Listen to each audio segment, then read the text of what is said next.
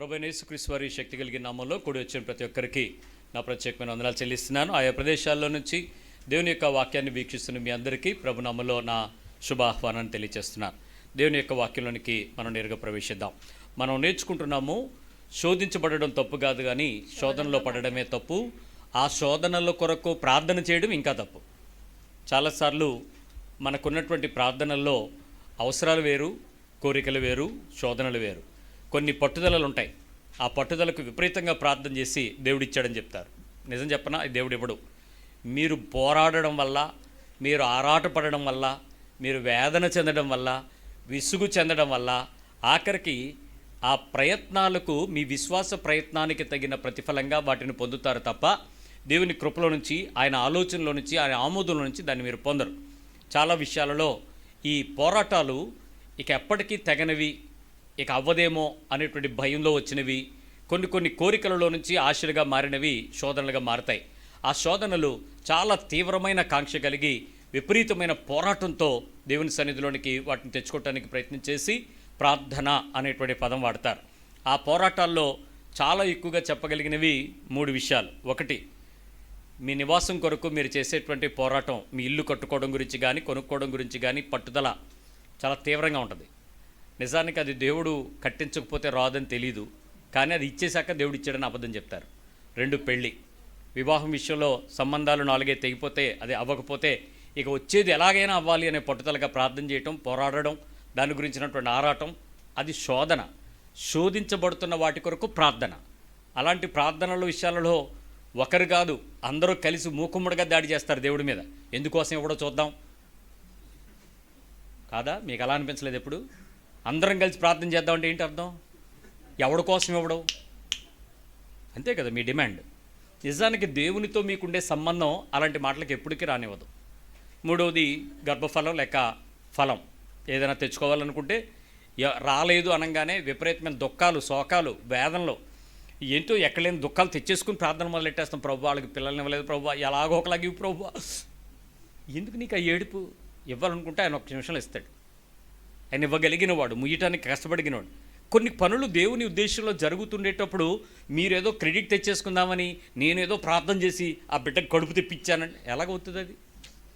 ఏదో పాయసం తింటే కడుపు వచ్చినట్టు, మీరు చేసే ప్రార్థనలు కడుపు వచ్చినట్టే. అబద్ధాలు కదా అయ్యి. వాళ్ళది అబద్ధమైనప్పుడు నీ ప్రార్థనకు పిల్లలకు పుట్టారంటాం కూడా అబద్ధమే. దేవుడు ఇచ్చాడు, దేవునితో నీ సంబంధాన్ని బట్టి బ్రతకాలది. ఇలాంటి చాలా విషయాలలో శోధించబడుతూ విపరీతమైన ప్రార్థనలు చేస్తూ, శోధనలలో నుంచి తెచ్చుకునే ప్రార్థనలకి దేవుడని సమాధానం చెప్తూ జీవితంలో ఆధ్యాత్మిక ముసుగు వేసుకున్న అనేక క్రైస్తవులు ఈరోజు మెలకువ కలిగి ప్రవర్తించాలి.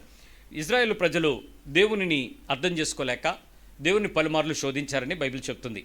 పలుమార్లు శోధించడంలో గడిచిన వారం మనం ఒక 5 విషయాలలో వాళ్ళు శోధించబడటం మనం చూసాం. ఆ 5వ విషయాన్ని ఒకసారి చెప్పి నేను మళ్ళీ ముందుకు వస్తాను. 16వ అధ్యాయం నిర్గమకాండము 25వ లేఖనం ఒకసారి చూద్దాం. మోషే, నేడు దాన్ని తినుడి, నేటి దినము యెహోవాకు విశ్రాంతి దినము, నేడు అది బయట దొరకదు, 6 దినములు దాన్ని కూర్చుకొనవలెను. 6 దినములు దాన్ని కూర్చుకోండి, విశ్రాంతి దినమున అనగా 7వ దినమున అది దొరకదు అనెను. అట్లు జరిగెను. ప్రజలలో కొందరు 7వ దినమున దానిని కూర్చుకొనవలెను. 6 రోజులు చాలా ప్రశాంతంగా ఉండి చెప్పిన మాట వినడానికి వాళ్ళకి మనసు లేదు. వాళ్ళకి నచ్చింది చేయడం ఇష్టం, చెప్పింది చేయడం కంటే. దేవుడు ఎందుకు చెప్పాడు అనే దానికన్నా, ఏం చెప్పాడు అనే దానికన్నా, వాళ్ళు ఎలా చేసుకుంటే వాళ్ళకి కావాల్సిన దానికి దొరుకుద్ది అనేటువంటి అపోహలో దేవుడిని అర్థం చేసుకోవడానికి ప్రయత్నం చేస్తారు. గుర్తుపెట్టుకోండి, మీరు దేవుడిని అర్థం చేసుకోవటం ముఖ్యం. దేవుడు మిమ్మల్ని అర్థం చేసుకోవాలా, అర్థం చేసుకోకపోతామా అనే దాని విషయంలో ఏ రకమైనటువంటి ప్రమాణమో లేదు. సో దేవుడు నాకు సరిగా అర్థం అవ్వకపోయినంత మాత్రంలో దేవుడు అన్యాయస్తుడు కాడు, దేవుడు తప్పు చేసిన వాడు కాడు, దేవుడు ఆయన మరొక రకమైనటువంటి మోసంతో నిన్ను దీవించలేకపోతున్నాడు అనడానికి కూడా కారణం కాదు. నేను సరిగా అర్థం చేసుకోలేకపోతున్నాను అంతే. ఇక్కడ కొంతమంది ఎక్స్ క్రిస్టియన్లు బయలుదేరతారు. ఎక్స్ క్రిస్టియన్స్ అంటే ఒకప్పుడు ఎవడట, ఒకప్పుడు నేను క్రిస్టియన్, ఎమ్మెల్యే, ఎక్స్ ఎమ్మెల్యే అంటే అయిపోయింది, పదవి అయిపోయింది. క్రిస్టియన్ అయిపోయాడు, ఎక్స్ క్రిస్టియన్. ఇలా చాలామంది చెప్తారు. వాళ్ళు దేవుని నుంచి బయటకు వెళ్ళిన వారు కాదు, దేవునిని ఎరగక బయటకు వెళ్ళిన వారు. కాబట్టి అలాంటి మాటలు వినడం, అలాంటి మాటల్లో ఏదో ప్రోత్సాహం అనుకోవడం, వీడేదో చెప్తున్నాడేమో అని దాన్ని ఆ తమ్మనేలు చూసి దాన్ని కెలకడం, అలాంటి పిచ్చి పనులు చేయకండి. అనవసరమైన విషయాలు. వాస్తవంగా దేవునితో అర్థం చేసుకునే స్థాయి మనిషికి పెరగడమే దైవత్వం. క్రీస్తుని సరిగా అర్థం చేసుకోగలగటం, దేవుని వాక్యాన్ని సరిగా విభజించగలిగి హృదయంలోకి తెచ్చుకోగలగటమే ఆత్మీయత. ఈ విషయంలోనే ఈ శోధనను జయించగలుగుతాం. దేవుడు ఆయన కొన్ని పనులు చెప్పినప్పుడు ఎందుకు అనేటువంటి ప్రశ్న కన్నా దానికి నువ్వు చేస్తావా లేదా అన్నదే ముఖ్యం. ఎందుకంటే కట్టడలు, ఆజ్ఞలు, నిబంధనలుగా మారుస్తూ ఉంటాడు. అవి మారుస్తూ ఉండేటప్పుడు నేను దానికి లోబడతానా లేదా, విధేయత చూపుతానా లేదా, దాని విషయంలో నేను సమాధానంగా ఉంటానా లేదా అన్నదే ఇంపార్టెంట్. అలాంటి పనులు నేను ఎలాగ చేస్తున్నానో అనే దానిని దేవుడు లక్ష్య పెడతా ఉంటాడు. చాలా విచిత్రమైనటువంటి సంగతులు మీరు అర్థం చేసుకోగలిగితే విచిత్రంగా ఉంటాయి. ఒక 6 రోజులు నీకు ఇచ్చేస్తాను, 7వ రోజు నువ్వేం చేయడానికి అవ్వదన్నాడు. అయితే ఏం చేయాలి అని అంటే 6 రోజుల తర్వాత 7వ రోజుకి కావాల్సింది కూడా 6వ రోజు వస్తుంది, 6వ రోజు దాన్ని జాగ్రత్త పెట్టుకో అన్నాడు. వీళ్ళందరికీ ఏమర్థమైంది? రోజు రాత్రి దాస్తే పురుగు పట్టేదా లేనిది 6వ రోజు దాస్తే 7వ రోజు పురుగు పట్టకుండా ఉంటుందా? మీకు కూడా అలాగే వస్తుంది కదా. రోజు ట్రై చేశారు, ఏమవుతుంది? పురుగు పట్టేస్తుంది, కంపు వచ్చేస్తుంది, వీళ్ళకి చిరాకెత్తుంది. ఏ రోజైనా పరు ఒక స్పూనుడు దాద్దాం అనుకుంటారు, ఏమైంటే తెల్లారిపాటి కంపు కొట్టుంటుంది, చిచ్చే లాభం లేదని. కానీ దేవుడు ఏమన్నాడు మోషేతో? 7వ రోజుకు మాత్రం కావాల్సింది దాచుకో, మళ్ళీ 8వ రోజే వస్తుంది, అంతవరకు కుదరదు అన్నాడు. వీళ్ళకి నమ్మడానికి కుదరలే. నమ్మశక్యమైన దేవుని ఆజ్ఞలు నీ లాజిక్స్కి, నీ రీజనింగ్కి, నీకున్నటువంటి మేధాశక్తికి, నీ చదువులో ఉన్నటువంటి సంఖ్యా బలానికి, నీవు చదువుకున్నటువంటి సాపేక్ష సిద్ధాంత సూత్రాలకి, నీకున్నటువంటి మానవ మేధస్సులో నుంచి వచ్చిన జ్ఞాన పరిమితికి, తర్కానికి అందదో. You should never think of it. మీ పిల్లలకు కూడా వాళ్ళకి చెప్పాల్సిన విషయం ఏంటంటే ఇది మతం కాదు, బోధించడానికి మార్గం. ఆ మార్గం ఈ రోజు నీకు అర్థం కాకపోవచ్చు, కొద్ది రోజుల తర్వాత దాని వివరణ నీకు అర్థమవుద్ది. ఆ రోజు వరకు వెయిట్ చేయి. ఈ రోజు నీకు 6వ క్లాసులో దేవుడు పర్వతాన్ని దేవుడు సముద్రాన్ని ఎలా చీల్చాడు నీకు అర్థం అవ్వదు. కానీ నీకు ఒక వయసు వచ్చేటప్పటికి సముద్రం చీలిన తర్వాత 6 నెలలు నడవడం ఏంటో నువ్వు ఇజ్రాయెల్ దేశం వెళ్ళిన తర్వాత నీకు అర్థమవుతుంది. ఆ రోజు అర్థం కాంది ఈ రోజు నేర్చుకోవడానికి సైన్స్ అర్థమైనట్లు భక్తి యొక్క బైబిల్ అర్థం కావాలంటే అర్థం కాకపోవచ్చు. సో డోంట్ సే దట్ నీ రీజనింగ్తో నన్ను ప్రశ్నించుకో అని అడగద్దు. నీ ప్రశ్న దేవుని దగ్గరికి పట్టుకెళ్ళు, దేవుని దగ్గర వివరణ దొరుకుద్దని చెప్పి. నీకు అర్థం కానంత మాత్రం మీ పిల్లకి అర్థం అవ్వదని అనుకోవద్దు. వాళ్ళ మేధస్సుకు కావాల్సినటువంటి రీజనింగు, తర్కంతో కూడినటువంటి జ్ఞానము వాళ్ళకి వివరణ ఇస్తాడు దేవుడు. సో అలా మీరు ఎప్పుడు కూడా ప్రయత్నించేయండి. అంతేగాని మీకు తెలియదని చెప్పకండి, వాళ్ళని అడగద్దు, ప్రశ్నించద్దని చెప్పకండి. Let them come up with the questions, right. అయితే ఆ క్వశ్చన్స్లో వాళ్ళు మేము ఫలానా దగ్గర ఇలా చదివాము అని అంటే మాత్రం ఖండించండి. బైబిల్ చెప్పింది నమ్ము. నీ సైన్స్లోనో, నీ సోషల్లోనో, నీ టీచర్ చెప్పిందో నమ్మకం కాదు. దేవుని మాట అవును అనేట్టు చెప్పింది. దీనిలో 0 పొల్లు యాడ్ చేయకూడదు, తీసేయకూడదు. కాబట్టి నీ వాక్యంలో ఎలా ఉందనా, మీ టీచర్ చెప్పింది నిజమే కావచ్చు, కానీ బైబిల్ చెప్పింది నమ్ముదాం అని చెప్పి వాళ్ళని దాటించండి. సో ఇక్కడ సబ్బాతు దినం గురించి చాలా జాగ్రత్తగా చెప్పాడు. 7వ దినము విశ్రాంతి దినం. ఒకసారి ఈ ఆజ్ఞలకు ఒకసారి వద్దాం. ద్వితీయోపదేశకాండంలో చూద్దాం, బాగుంటాయి. 5వ అధ్యాయము. ఆజ్ఞలన్నీ చెప్పుకుంటూ వచ్చి ఇక్కడ 12వ వచనం. నీ దేవుడైన యెహోవా నీకు ఆజ్ఞాపించినట్లు విశ్రాంతి దినమును పరిశుద్ధముగా ఆచరించుము. జాగ్రత్తగా వినండి. విశ్రాంతి దినాన్ని ఎలా ఉండాలి? పరిశుద్ధముగా ఆచరించుము. మళ్ళీ చెప్పండి. పరిశుద్ధముగా. ఈ ఆజ్ఞలు ఉన్నాయా, కొట్టేశారా? కూర్చారా? నిబంధనలు మార్చబడ్డాయి, కొన్ని కట్టడలు మార్చబడ్డాయి, కొన్ని ఆజ్ఞలు విధిరూపంగా క్రీస్తులో నెరవేర్చబడ్డాయి. కాబట్టి వాటిని మనం నెరవేర్చనక్కర్లేదు. పాప పరిహారార్థ బలులు, అపరాధ పరిహారార్థ బలులు, ఇటువంటివన్నీ కూడా క్రీస్తులో కొట్టివేయబడ్డాయి. కాబట్టి వాటిని మళ్ళీ మనం చేయాల్సిన అవసరం లేదు. కాబట్టి అలాంటి వాటిని నిలుపు చేయబడ్డాయి. ఈ ఆజ్ఞలు ఏం కొట్టేయలేదు, ఇవి ఇప్పటికే ఉన్నాయి. పరిశుద్ధముగా ఆచరించాలి. 6 దినములు నీవు కష్టపడి నీ పని అంతయు చేయవలెను. ఓకే. 7వ దినము నీ దేవుడైన యెహోవాకు విశ్రాంతి దినము. దానిలో నీవైనను, డెఫినేషన్ క్లారిటీ చూడండి, నీవైనను, నీ కుమారుడైనను, కొడుకు, నీ కుమార్తె అయినను, కూతురు, నీ దాసుడైనను, నీ పనోడు, నీ దాసి అయినను, పనిగత్తె, నీ ఎద్దు అయినను, ఎద్దు అంటే కష్టపడి పని చేసేది ఎద్దు, గాడిద అయినను, గాడిద, నీ పశువులలో ఏదైనను, నీ ఇండ్లలోనున్న పరదేశి అయినను ఏ పని చేయకూడదు. ఎందుకంటే నీ వలె నీ దాసుడును నీ దాసియును విశ్రమింపవలెను. నీవు ఐగుప్తు దేశమందు దాసుడివై ఉన్నప్పుడు నీ దేవుడైన యెహోవా బాహుబలము చేతను చాచిన చేతి చేతను నిన్ను అక్కడ నుండి రప్పించనని జ్ఞాపకం చేసుకో. ఏం చేయాలి? విశ్రాంతి తీసుకోవాలా, జ్ఞాపకం చేసుకోవాలా? జ్ఞాపకం చేసుకో. జాగ్రత్తగానండి. పైన ఏమన్నాడు? ఏ పనైనా చేయాలా, చేయకూడదా? ఎవరెవరు చేయకూడదో కూడా చెప్పాడు, ఏమేం చేయకూడదో చెప్పాడు. పనోడు కూడా, పరదేశి కూడా చేయకూడదని చెప్పాడు. కానీ చేయకూడదని చెప్పి విశ్రాంతి తీసుకోమని చెప్పాడా, ఏమైనా చేయమని చెప్పాడా? ఏం జ్ఞాపకం చేసుకోమన్నాడు? ఆయన విడిపించిన. Very good. నా పాయింట్ ఇక్కడే ఉంది. తర్వాత అందుచేతను విశ్రాంతి దినము ఆచరింపవలనని నీ దేవుడైన యెహోవా నీకు ఆజ్ఞాపించెను. ఎందుచేతను నీవే బంధకాల్లో ఉన్నావో, ఏ కట్టడంలో ఉన్నావో, ఏ కష్టంలో ఉన్నావో, ఏ దుఃఖంలో ఉన్నావో, ఏ అజ్ఞాతంలో ఉన్నావో, ఏ దేశంలో బానిసత్వం అనుభవిస్తున్నావో, ఏ శ్రమలో పరిస్థితుల్లో నీ కుటుంబం అంతా కూడా ఆ రక్తాన్ని రుచి చూస్తున్నారో, శ్రమను దుఃఖాన్ని అనుభవిస్తున్నారో, తరతరాల బానిసత్వపు సంకెళ్లతో ఉన్నారో, ఆ పరిస్థితుల్లో నుంచి దేవుని బాహుబలము నిన్ను ఎలా బయట తీసుకొచ్చిందో జ్ఞాపకం చేసుకోవటానికి ఒక రోజు, 6 రోజుల తర్వాత ఒక రోజు విశ్రాంతి దినం ఎలా ఉండాలని చెప్పాడు మొదట? పరిశుద్ధముగా. మీకెప్పుడు విశ్రాంతి దినం? విశ్రాంతి దినం చర్చికి వెళ్ళాలని ఎక్కడుంది? పరిశుద్ధంగా ఆచరించమని కదా ఉంది. కానీ విశ్రాంతి దినం మన మనసంతా ఎక్కడుందంటే చర్చికి వెళ్ళడం మీదే ఉంది. ఇంతకీ చర్చికి వెళ్ళి ఏం చేయడం మీద ఉంది అంటే 2 పాటలు పాడేవాడు, పాటలు పాడడానికి, మ్యూజిక్ కొట్టాడు, మ్యూజిక్ కొట్టడానికి, ఆరాధన చేశాడు, వర్షిప్ చేయడానికి, వాక్యం చెప్పే నాలంటాడు, పాస్టర్గా వాక్యం చెప్పడానికి, కానుకలు ఎత్తేవాడు, ఎత్తడానికి, లెక్క పెట్టేవాడు, లెక్క పెట్టుకోవడానికి, ఇంకేదో చేయడానికి వెళ్ళినోడు, ఇంకేదో చేయడానికి. కానీ అల్టిమేట్గా ఆరాధనలో ఆ మందిరానికి వెళ్ళటానికి విశ్రాంతి దినమా? విశ్రాంతి దినం మరొక దాని కొరకు ఇవ్వబడిందా? 6 రోజులు కష్టపడు, 7వ రోజు వచ్చి ఆయన సన్నిధిలో కనపడు. ఆయన సన్నిధిలో కనపడినప్పుడల్లా నువ్వు ఎలా ఉండాలట? 2 విషయాలు, 3 మాటలు ఉన్నాయి అక్కడ. 1 నువ్వు పరిశుద్ధంగా ఉండాలి, 2 విశ్రాంతిగా ఉండాలి, 3 ఆయన చేసిన దాన్ని జ్ఞాపకం చేసుకోవాలి. ఎవడైనా ఈ 3 పనులు చేసినోడు నేటికి ఒక్క పాస్టర్ని చూపించండి, ఒక్క విశ్వాసం చూపించండి, నువ్వు దేవుని నమ్మేవో లేదో నేను చెప్తాను. ఎందుకో చెప్తాను. 6 రోజులు నువ్వు లోకంలో పనిచేసి 7వ రోజు దేవుని దగ్గరికి వచ్చానరా నా భారం అంతా పోయిందన్నాడు ఒక్కడైనా ఉన్నాడా విశ్రాంతి? చెప్పరే. ఎక్కడికి వచ్చి ఏడిసినోడు ఉన్నాడు ప్రతి ఒక్కడను. నాకు ఆ కష్టం ఉంది, ఏ దుఃఖం ఉంది, ఈ బాధ ఉంది, ఆ నొప్పి ఉంది, ఈ జబ్బు ఉంది, ఆ పిల్ల, ఆ జల్ల. అరే నువ్వు దేవుడి దగ్గరికి వచ్చావా? ఎవరి దగ్గరికి వచ్చావు? దయ్యం దగ్గరికి వచ్చావా? చేతపడి చేసేవాడి దగ్గరికి వెళ్ళావేమో నీ సమస్యలు తీర్చుకోవడానికి. నువ్వు దేవుడి దగ్గరికి వచ్చావు, విశ్రాంతిని పొందారా ఎవడైనా? అసలు ఇప్పటికీ నువ్వు ఆరాధన అంతా తప్పే. ఈ రోజుకి విశ్రాంతి లేదు నీకు.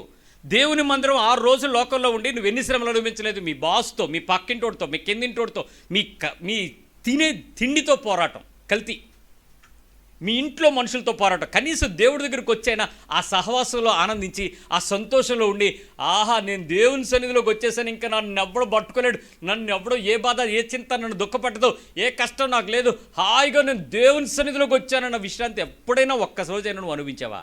అనుభవించలేని సంఘం కాదు, అది సంకెళ్ళు. అది తిరిగి నీవు మళ్ళీ పాత నిబంధన కిందకే వెళ్తున్నావు. జాగ్రత్త. ఒక్కరోజు విశ్రాంతి దేవుని సన్నిధిలో, ఆదివారం ఆరాధన. మాలంటోడు కొంతమందికి ఎలా ఉంటుంది తెలుసా? ఒకే రోజు అదే దేవుడు కృపిస్తాడంటే వాళ్ళకి 6 గంటలకు ఆరాధన స్టార్ట్, 8:30కు ఫస్ట్ ఆరాధన, మళ్ళీ 9 గంటలకు అరగంటే బ్రేక్, టిఫిన్ తింటాడో కాఫీ తాగుతాడో తెలియదు. 9 నుంచి మళ్ళీ 11:30 రెండో ఆరాధన, మళ్ళీ హాఫ్ అన్ అవర్ బ్రేక్, భోజనం తింటాడో పళ్ళు తింటాడో తెలియదు, మళ్ళీ 12 నుంచి 2 గంటల వరకు, మళ్ళీ మధ్యాహ్నం ఒక అరగంట పడుకుంటాడో తింటాడో లేదు తెలియదు, మళ్ళీ 3 నుంచి మళ్ళీ 3 ఆరాధన, 4 ఆరాధన, మళ్ళీ 6 నుంచి 9:30 వరకు 5 ఆరాధన. ₹1 బయటికి వెళ్ళినవాడు. వీడి బాధ అంతేనికి? ఎవడైనా ఇంకెక్కడైనా ఆరాధనకైనా వెళ్ళిపోతాడేమో, ఆన్లైన్లో స్కాన్ కొట్టేస్తాడేమో, అది ఏదో నేనే పెట్టేస్తే నా దగ్గరే వస్తుంది కదా. కాబట్టి 5 ఆరాధనలు 6 ఆరాధనలు. బాస్టర్ యమా బిజీ. విశ్రాంతి ఉంది ఆయనకి? విశ్రాంతి లేని నీవు ఓ నాయకుడా, ఓ సేవకుడు, ఈరోజు మీతో కూడా దేవుడు చెప్తున్నాడు, విశ్రాంతి దినము పరిశుద్ధంగా ఆచరించాలి. నీ జీవితంలో పరిశుద్ధంగా ఉండడానికి మనసు లేదు, పరిశుద్ధమైన తలంపు లేదు, పరిశుద్ధమైన జ్ఞానం లేదు, పరిశుద్ధంగా జీవించడానికి సంఘమునకు విశ్రాంతిని ఇవ్వాల్సిన పరిస్థితి లేదు. విశ్రాంతి కనుక దేవుని మందిరంలోకి వస్తే వాళ్ళందరినేమో ఒకే తాటిని కట్టేసి నువ్వు ఇవ్వకపోతే శాపమని బెదిరిస్తున్నావు, ఇస్తే దీవెనని కొంతమందికేమో పక్షపాతం చూపిస్తున్నావు. అక్కడ దేవుని ప్రేమ లేదు. వాడు విశ్రాంతిగా వెళ్లాల్సిన వాడు ఏడుస్తూ వెళ్తున్నాడు. మందిరానికి ఎందుకు వచ్చాను అనుకుంటున్నాడు కొన్ని పదాలు వింటే. తప్పు. ఖచ్చితంగా నీవు కూడా పాపం చేస్తున్నావు మందిరంలో. 2, విశ్రాంతి దినమున పరిశుద్ధంగా ఆచరించాలి. పరిశుద్ధంగా అంటే ఎలా ఉండాలి చెప్పండి? ఏ రకమైన పాపము, కలుషితము, లోకానుసారమైన లౌక్యము ఏమీ లేకుండా దేవునికి సపరేట్ అవ్వడానికి ఫుడ్ కూడా మానేయమని చెప్పాడు. ముందు రోజు నుంచి బాడీని తేలిగ్గా ఉండి దేవుని దగ్గరికి వచ్చావు అని అంటే, దేవుని సన్నిధిలో ఉన్నావు అని అంటే నీకు ఇంకా ఆకలి దప్పికలు ఉండకూడదు. ఎక్కడ భోజనం పెడతారా అక్కడికే సంఘం వెళ్తుందంటే చెప్పరే. భోజనం చర్చ అయిపోయిన వెంటనే మా చర్చిగారు, మా అయ్యగారు భోజనాలు పెడతారండి, అందుకని మేమందరం అక్కడికి వెళ్ళిపోతామండి. ఆయన అడిగి ఎందుకు భోజనాలు పెడుతున్నావు అంటే, పెడితే 10 మంది ఎక్కువ వస్తారయ్యా అన్నాడు. వీడికి ఎక్కువ వస్తారనే తపన, ఆడికి అక్కడ తిండి అయిపోద్దనే తపన.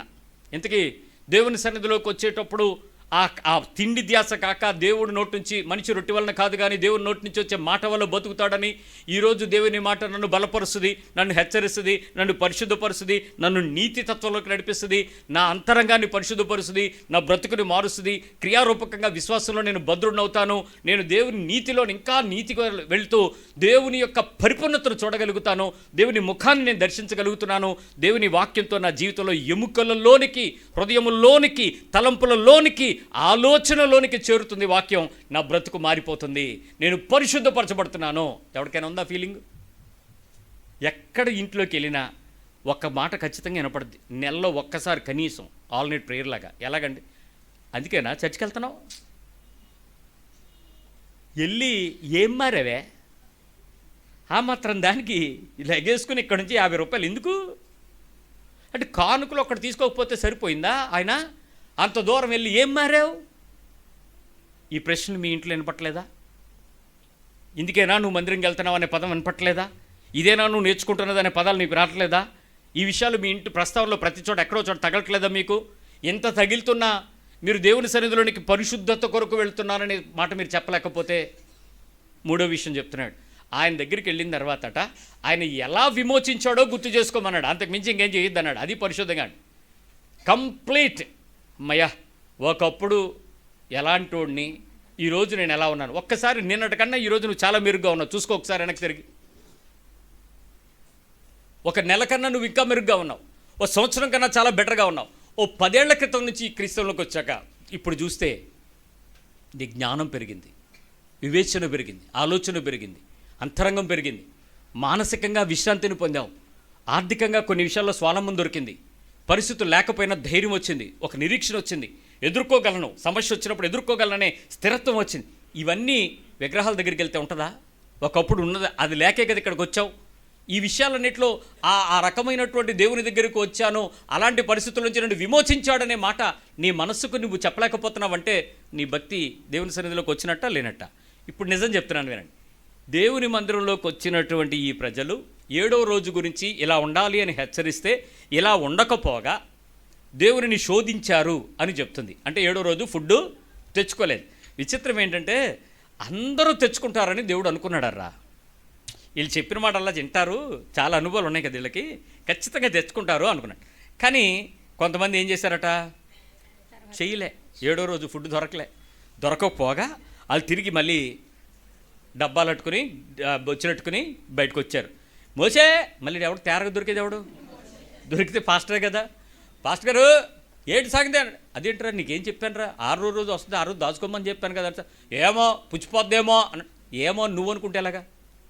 ఇప్పటికీ చాలామంది మీ జీవితాలలో అవిశ్వాసం ఏంటి అని అంటే, చెప్పింది చెప్పినట్టు వినక, రాసింది రాసినట్టు నమ్మక, విన్నది విన్నట్టు చెయ్యక, నీకు నచ్చినట్టు ఏమో అనుకుంటే నీ ఇంట్లో సమస్యలకు కాలం వలె ప్రవహిస్తాయి.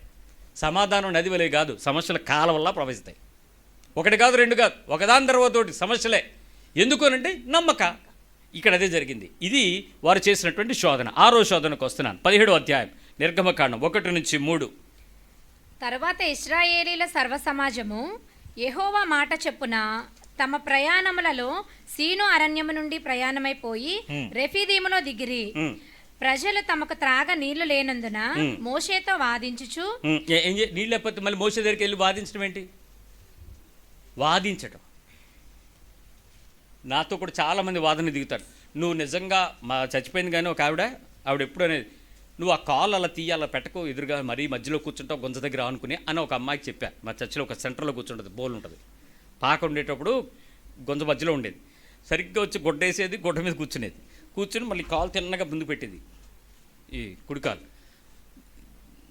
దాసరప్మ ఆ కాలు తీసివే అని అనేది.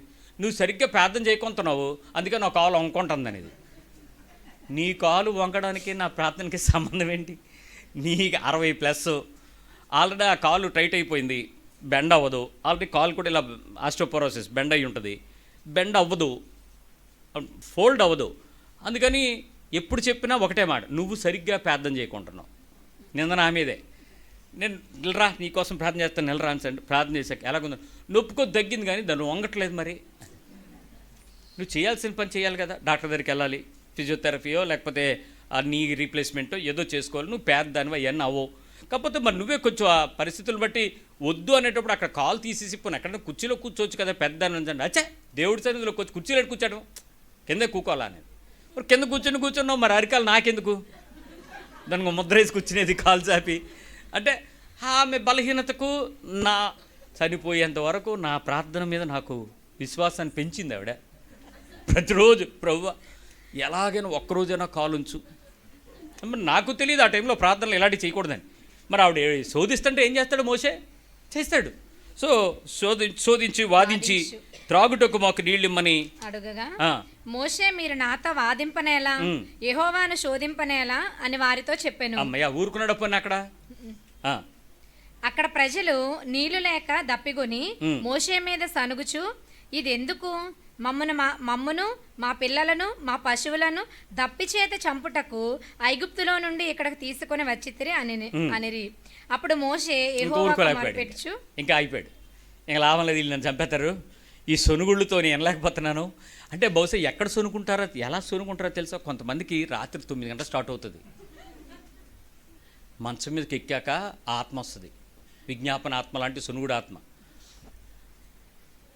తెచ్చాడులే, కొన్నాడులే, పెట్టాడులే, ఈ మ్యూజిక్లు రాత్రంతా మంచం మీద కొడుతూ ఉంటే పక్కన కష్టపడి పొగలల్లా కష్టపడి రాత్రి ఏదో ముద్ద తిని వేడి నీళ్ళు స్నానం చేసి వచ్చి పడుకుందాం అనుకునేటప్పటికి ఆ నెక్లెస్ గురించో, ఆ చీర గురించో, ఆ టీవీ రీఛార్జ్ గురించో, ఆ ఫోన్ గురించో సోద మొదలెడుతుంటే పుట్టింటికి వెళ్ళనివ్వలేదని, దింపలేదని, పెళ్ళని ఒకటి కాదు సోద. ఆ మ్యూజిక్లకి తెల్లవార్లు అటు నిద్ర పట్టినట్టే ఉంటుంది కానీ నిద్ర పట్టదు. ఈ బాబు కూడా జ్ఞానవంతుడే. ఎందుకు ఈ శోధన, ఈ సొనుగుడు? ఈ మోసే చుట్టూ అంట ఇంటి చుట్టూ సొనుగుతూ మొదలెట్టారండి. గుడారంలో ఉండలేకపోతున్నాడు మోసే. ఒక రకం సొనుగుడు కాదు ఇది, 100 సొనుగుళ్ళు వస్తున్నాయి. ఏమంటే మారా ఏమైంది? అనుభవం వీళ్ళకుంది కదా, దేవుడు చూసుకుంటాడని చెప్పాలి కదా, దేవుడు చేస్తా. అదేనండి శోధన అంటే. శోధించబడే వాటి కొరకు ప్రార్థన చేయటం శోధన, పాపమని నీకు తెలియపోవటం. ఒకసారి దేవుడు నీ జీవితంలో చేశాడంటే మరోసారి కూడా చెయ్యగలిగిన వాడని నమ్మలేకపోవటం. ఈ పాపం యొక్క బలహీనత ఇదే. శోధించబడ్డం పాపం కాదు, శోధనలో పడి వాటిని ప్రార్థన చేసి దేవుడు నాకు ఇవ్వలేదు అనుకునే పాపం చేయొద్దు. వాటికి విపరీతమైన ప్రార్థనలుగా చేయకండి. మీ జీవితంలో చాలా మిరకల్స్ చేశాడు దేవుడు, చాలా హీలింగ్స్ వచ్చాయి, చాలా డెలివరెన్స్ వచ్చాయి. కానీ ఒక సమస్య వచ్చినప్పుడు మీకు అవన్నీ గుర్తురావు. ఆ టైంకి నాకు ఇప్పుడు ఎందుకు చేయలేదని గుర్తొస్తుంది. అలాంటి వాటికి మీరు ఎప్పుడైనా ప్రార్థన మొదలెట్టారా? అదే తప్పు. అరే ఒకప్పుడు మారాలో నాకు చేశాడే, రెఫదీంలో నాకు ఎందుకు చేయడు, ఇది కదా విశ్వాసం. కానీ నీకేం కనపడతాడు? పాస్టర్ గారు కనపడతారు. అయ్యగారు ప్రార్థన చేయండి, అయ్యగారు ప్రార్థన చేయండి. అయ్యగారు నీవు పిలిస్తే వచ్చాడా, ఆయన పిలిస్తే వచ్చాడా? మరి నువ్వు డిక్టేట్ చేస్తున్నావు ప్రార్థన చేయండి అని. దేవుడు చెప్పాలి, ఒరే ఆలివు అదిగో ఆ అబ్బాయి కోసం ప్రార్థన చేయి, ఇదిగో ఈ అమ్మాయి కోసం ప్రార్థన చేయి, కుటుంబం కొరకు ప్రార్థన చేయి, ఆయన చెప్తే చేస్తాడు. మరి మీ సొనుగుడు ఏంటి మధ్యలో? ఈ సొనుగుడికే పాస్టర్ల సేవ అంటున్నారు, అదే సేవ అనుకుంటున్నారు. ఎవడైనా సొనిగితే దా ప్రార్థన చేస్తాను, దా దా దా అన్నాడు. నువ్వు చెయ్యాల్సింది నువ్వు. నీ జీవితంలో ఎప్పుడు చేయలేదు దేవుడు? ఏ విషయంలో జరగలేదా నీకు? ఎన్నిసార్లు జరిగినాయి, ఎంత ఆనందం పొందావు ఆ టైంలో, ఎన్ని సాక్ష్యాలు అన్నావు. మరి ఈరోజు ఎందుకు నీ హృదయంలో సొనుగుడు వచ్చింది? ఇదే రెఫదీం అనుభవం. ఈ రెఫదీంలో వాళ్ళు మోషేని శోధిస్తుంటే మోషే సన్నగిలిపోయి భయపడిపోయి వేదన చూడలేక, మనుషుల గొడవ వినలేక, నువ్వేళ నన్ను శోధించడం, నేను దేవుడిని శోధించడం ఏంటి, ఊరుకోండి అమ్మా అన్నాడు. ఊరుకున్నారా మనుషులు? ఊరుకోలే. మళ్ళీ తిరిగి ఏడ్చారు. రెఫదీంలో మళ్ళీ ప్రార్థన చేయడం ప్రారంభించారు. ప్రార్థన చేస్తే దేవుడు ఏమన్నాడు తెలుసా? ఆ బండ దగ్గరికి వెళ్ళి మసా దగ్గరికి వెళ్ళి మసా అని పేరు పెట్టారు, మెరీబా అని పేర్లు ఉన్నాయని చెప్తాడు 7వ వచనంలో. అక్కడికి వెళ్ళి ఆ బండతో ఏమన్నాడు ఆయన? మోషేతో ఏం చెప్పాడు? నీవు ఆ బండను ఇదిగో అక్కడ హోరేబులో బండ మీద నేను నీకు ఎదురుగా నిలిచెదను, నీవు ఆ బండను కొట్టగా ప్రజలు తాగుటకు దానిలో నుండి నీళ్లు బయలుదేరి. ఈ రెఫదీము ఇటు సేవకులకి, ఇటు విశ్వాసులకి, ఇటు అనుభవజ్ఞులకు కూడా చక్కటి పాఠమే. మోషేకి దేవుడు ఏం చెప్పాడు తెలుసా? సముద్రమును కొట్టినట్లు నువ్వు ఆ కర్రంతో కొట్టు, దాన్ని సపరేట్ అవుతుంది అన్నాడు. ముందేం చెప్పాడు తెలుసా? నువ్వెందుకు నాకు మొరపెడుతున్నావు, దానివైపు కర్రెత్తు, ఆ చేయి చాపు, అది విడిపోద్ది అన్నాడు. విడిపోయింది. కానీ అక్కడికి వెళ్ళిన తర్వాత అతను కొట్టిన వెంటనే అది పాయలుగా సెంటర్గా సెపరేట్ అయ్యి 6 నెలలు స్టార్ట్ అయింది. చెయ్యెత్తినప్పుడేమో గాలి, కొట్టినప్పుడేమో సపరేషన్. కొట్టినట్టే చెప్పమన్నాడు. ఇదే విషయం మోషేకి ఆ బండను కొడితే వాటర్ వస్తుందని తెలిసింది. వెళ్ళి ఏం చేశాడు, సముద్రం కొట్టినప్పుడు చీలింది కాబట్టి ఇక్కడ ఏదో వాటర్ వస్తుందని కొట్టాడు. వాటర్ వచ్చేసింది. వాళ్ళందరూ తినేశారు, తాగేశారు, చాలా హ్యాపీ అయిపోయారు. మోషే మీద సొను కూడా ఆ పూటకు అయిపోయింది. ఈ మనలాంటి వాళ్ళేనండి, ఇజ్రాయెల్ మన పితరులే కదా, మెడవంగంతరం. సో ఇలాంటి పరిస్థితుల్లో వీళ్ళు జస్ట్ ఆ టెంపరీగా దాని నుంచి బయటకు వచ్చారు. కానీ ఇదే విషయం రెఫదీము అనుభవాన్ని మోషే మరోసారి దేవుడు ఏమన్నాడు తెలుసా? దేవుడు ఎప్పుడు కూడా నువ్వు అనుకునేటట్లు ఒకే రకమైనటువంటి అనుభవంలో ఉండేవాడు కాదు. ఇప్పటికీ చెప్తున్నాను, మీలో చాలామందికి దేవునితో ఉండే అనుభవం సరిగా అర్థం కాక దేవుడు ఎప్పటికీ కూడా మారనివాడే కానీ నీతో ఆయన తన పరిపూర్ణతను తన సంపూర్ణతను చూపడానికి ప్రయత్నం చేసేవాడు. ఒకరోజు ఒక విషయాన్ని నువ్వు ఇలా చేస్తే రెండో రోజు అలాగే చేయాలని కాకుండా మరోలాగా చేస్తే చెబితే నువ్వు చేస్తావో లేదో కూడా చూసే దేవుడు. మోషే విశ్వాసం పరీక్షించబడటానికి కారణం అదే. మరోసారి మరో బండ దగ్గరికి వెళ్ళినప్పుడు ఆయన ఏమన్నాడు, నువ్వు మాట్లాడన్నాడు. మనోడికి ఏం చేశాడు, వెళ్ళి కొట్టేశాడు. కొట్టేసిన తర్వాత దేవుడు ఏమన్నాడు, నువ్వు ఆజ్ఞాతిక్రమం చేసావనేసాడు. ఎందుకలా అన్నాడు? అతని అనుభవం ఏంటి? కొట్టినప్పుడు నీరు రావడం. ఇప్పుడు మళ్ళీ తన అనుభవం ఏంటి? అదే అనుకున్నాడు. ఏం చెప్తున్నాడు అనే దానికన్నా ఏం చేస్తున్నాడు అనేది చూస్తున్నాడు. అంటే నువ్వు వినే దానిలో చాలా జాగ్రత్తగా ఉండాలి. నీ అనుభవం ఉపయోగించకూడదు, నీ ఆలోచన ఉపయోగించకూడదు. దేవుని చెప్పిన దానిని చెప్పినట్లు చేయటమే నాయకత్వం, విధేయత. మోషే ఎక్కడ ఫెయిల్ అయ్యాడో, అబ్రాహాము ఎక్కడ ఫెయిల్ అయ్యాడో, అబ్రహాం ఎక్కడ ఫెయిల్ అయ్యాడో, ఆదాము ఎక్కడ ఫెయిల్ అయ్యాడో, దావీదు ఎక్కడ ఫెయిల్ అయ్యాడో, యేసు ప్రభు అక్కడ గెలవడానికి కారణం ఆయన చెప్పింది చెప్పినట్లు, చెయ్యమన్నట్లు చెయ్యటము చెప్పడమే. యేసు గెలవడానికి మిగిలినటువంటి ప్రవక్తలు ఓడిపోవడానికి కారణం వాళ్ళ సొంత జ్ఞానాన్ని ఉపయోగించారు. యేసుక్రీస్తు తనది ఏంది లేకుండా తన సొంత చిత్తము దేవుని చిత్తమని, ఆయన ఇష్టము నెరవేర్చుట, ఆయన చిత్తము నెరవేర్చుట, ఆయన కోరిక నెరవేర్చుట, ఆయన ఆలోచనను చిత్తము కొరకు సిద్ధపరచుకోవటం నా చిత్తమని యేసుక్రీస్తు వారు చేశాడు. ఈరోజు నీ జీవితంలో వాక్యం ఇలా చెప్తుంది, దీని విషయంలో నేను ఈ మాట ప్రకారమే చేస్తాను అని వెళ్ళాలి. ఇప్పుడు మీరు ఎవరైనా ఈ రెండు అనుభవాలు మీతో చెప్తాను. మీకు ఎవరికైనా ఈ కార్డులు ఉంటాయి కదా, 31వ తారీఖు తీసే వాగ్దానం కార్డులు, ప్రామిస్ కార్డు తీసినప్పుడు ఈ 2024 సంవత్సరం 31వ తారీఖు రాత్రి 12:30కి నువ్వు ఆ కార్డు తీస్తే దానిలో మధురంగా మార్చబడినని వచ్చింది. ఏంటి అర్థం? దాని అర్థం నీ బతుకులు ఇంకేమైపోద్దిక ఆల్ స్వీట్, ఇంకంతా షుగర్ రాదు, ఫుల్ షుగర్ స్వీటే అనుకున్నాం. సరిగ్గా 25వ సంవత్సరం 31వ తారీఖు రాత్రి మళ్ళీ కార్డు తీయడానికి వెళ్ళినప్పుడు దానిలో రెఫెదీం అనుభవం, దానితో కొట్టగా నీకు నీరు వచ్చును అని ఉంది. ఇప్పుడు రెండు వాగ్దానాలు ఒకే రాంటికి సంబంధించినది. నీ జీవితంలో నీటిని, కరువుని, సమృద్ధిలోనికి, సంపూర్ణతలోనికి, దాహాన్ని తీర్చేయగలిగిన దేవుడిని నమ్మటం అనేటువంటిది అక్కడ విధానం. కానీ నీ మనసుకి అది అక్షరార్థం ఏమనపడుద్దంటే, నా కరువు సంపూర్ణమవుతుంది, నా నీరు పుష్కలంగా ఉండబోతుంది, నేను ఆ విషయంలో సంపూర్ణతను అనుభవిస్తాననేటువంటి ఆలోచనతో ఇప్పుడు మరో సంవత్సరం నీకు ఏదైనా ఒక అనుభవాన్ని ఇచ్చి నీ ఇంటిలో ఒక కష్టాన్ని పెట్టాడు అనుకోండి, ఈ రెండు వాగ్దానాలు నీకు పనికొస్తాయి. అప్పుడు కన్నీటి అనుభవం తెచ్చాడు అనుకోండి, ఈ రెండు అనుభవాల్లో నీకు దేవుడు గుర్తొస్తాడా, లేకపోతే ఇంకేమైనా గుర్తొస్తుందా? దేవుడు ఏమాయనో అనిపిస్తుంది. ఎందుకు మరి ఈ వాగ్దానాలు ఏమయ్యాయి? ఆ టైంకి నీకు కష్టమే కనపడింది తప్ప దేవుని వాగ్దానం ఎందుకు వినపడలేదు? అందుకనే అలాంటి ఎంగిలి ముక్కల కోసం వెళ్ళకండి. దేవునితో ఆనందించడం, దేవునితో ఆరాధించడం, దేవుని మాటను లక్ష్య పెట్టడం నేర్చుకోండి. దేవుని మాట సరిగా అర్థమైతే నువ్వు ఎప్పుడు కూడా తప్పుడు పనులు చేయడానికి ప్రయత్నం చేయవు. ఇక్కడ రెఫదీంలో వాళ్ళు బండం దగ్గరికి వెళ్ళినప్పుడు వాళ్ళు శోధించి దేవుని సన్నిధిలో నుంచి వాళ్ళు యెహోవాను శోధించుటను బట్టి అతడు ఆ చోటికి మస్సా అనియు మెరీబా అనియు పేర్లు పెట్టాడు. తర్వాత విషయానికి వస్తున్నాను. 32వ అధ్యాయము 4వ వచనం. 32వ అధ్యాయం తర్వాత ఎలాంటి శోధనలు చూస్తాడో చూద్దాం. అతడు వారి యొద్ద వాటిని తీసుకొని పొగరతో రూపమును ఏర్పరిచి దానిని పోత పోసిన దూడగా చేసెను. అప్పుడు వారు, ఓ ఇజ్రాయేలు, ఐగుప్తు దేశంలో నుండి నిన్ను రప్పించిన నీ దేవుడు ఇదే అనిరి. ఆగండి, ఇక్కడ అహరోనుకు ఉన్నటువంటి గొప్పతనం ఏంటి? మోషే అహరోను ఇద్దరు కలిసి అక్కడికి వెళ్ళారు. ఇద్దరు కలిపి దేవుని సన్నిధిలో ఉన్నారు. దేవునితో మాట్లాడడం అనుభవాలు ఉన్నాయి. దేవుడు మోషేని నా దగ్గరికి రా, నేను నీతో మాట్లాడతాను అన్నాడు. మోషే అప్పటికే దేవుని దగ్గరికి వెళ్ళిపోయాడు. అహరోన్కి ఒక ఆలోచన వచ్చింది. ఇప్పుడు అక్కడ హీరో ఎవరు? అహరోన్కి ఆల్రెడీ మంచి ప్రాఫిట్ అనేటువంటి, ప్రవక్త అనేటువంటి పిలుపు కూడా వచ్చేసింది. ఎందువల్ల? మోషే మాట్లాడుతున్న నత్తికి మనోడు ఏం చేస్తున్నాడు? ట్రాన్స్లేషన్ ఇస్తున్నాడు, పప్పెట్ పని చేస్తున్నాడు. చాలా బాగుంది. అప్పుడప్పుడు మోషే కర్రలాగా అహరోన్ కర్ర కూడా పనిచేస్తుంది. కానీ అప్పుడు అహరోన్ ఏమనుకున్నాడు, సో నేను కూడా దేవుని చేత ఏర్పరచబడినవాడినే, నేను కూడా దేవుని కుటుంబంలో ఉన్నవాడినే, కాబట్టి నాకు ఇంకే భయం లేదు, నేను కూడా డైరెక్ట్గా దేవుని సంబంధమైన పనులు ఏమైనా చేసేసినా దేవుడు యాక్సెప్ట్ చేస్తాడు అనుకున్నాడు. ప్రజలు తన అభిప్రాయాన్ని ఎప్పుడైతే అతని దగ్గరకు వచ్చి ఇది పర్వాలేదు ఇది చేద్దామనంటే, ఆ అహరోను దేవుడు ఏమి చేస్తాడో కనుక్కోవాలి అనే ఒక్క పదం మాట్లాడాల. ఏం చెప్పాడు తన డెసిషను? ముక్కుల్లోని చెవుల్లోని ఎక్కడైనా ఏమైనా బంగారం తీసుకొస్తే ఆయన తీసుకురండి అన్నాడు. ఈ బంగారం అంతా ఎక్కడిది?